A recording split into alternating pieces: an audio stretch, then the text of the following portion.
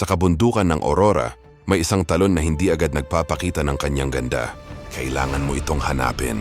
Ito ang Ditumabo Falls. Mas kilala rin bilang Mother Falls, isang lugar na hindi lang dinarayo dahil sa itsura, kundi dahil sa mismong paglalakbay papunta rito. Mula sa simula ng trail, mararamdaman mo agad na hindi ito ordinaryong pasyalan. Walang konkretong daan.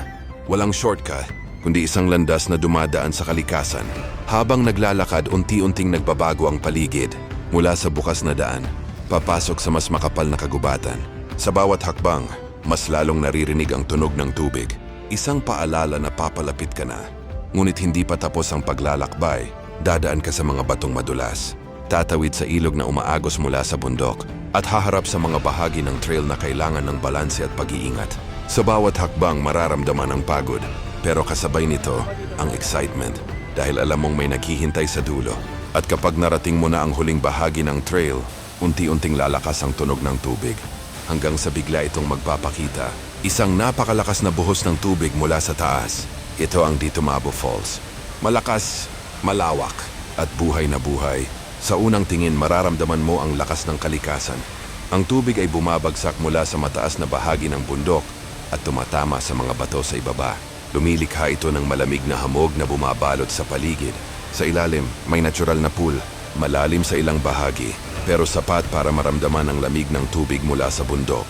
Para sa iba, ito ay simpleng paliguan. Para sa iba naman, ito ay isang lugar ng paghanga. Isang patunay kung gaano kalakas at kaganda ang kalikasan.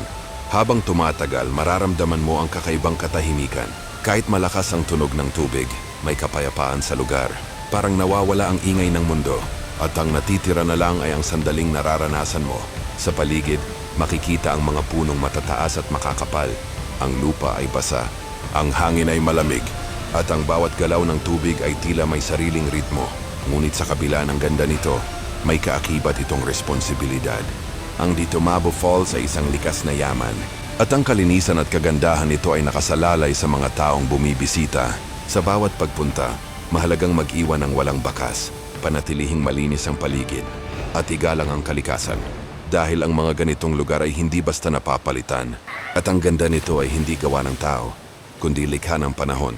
Ang Ditumabo Falls, hindi lang isang talon, kundi isang paglalakbay. Isang karanasan na nagsisimula sa paglalakad at nagtatapos sa paghanga. At sa bawat taong nakakarating dito, may dalang kwento pa uwi. Kwento ng pagod, ng saya, at ng ganda ng kalikasan na hindi malilimutan.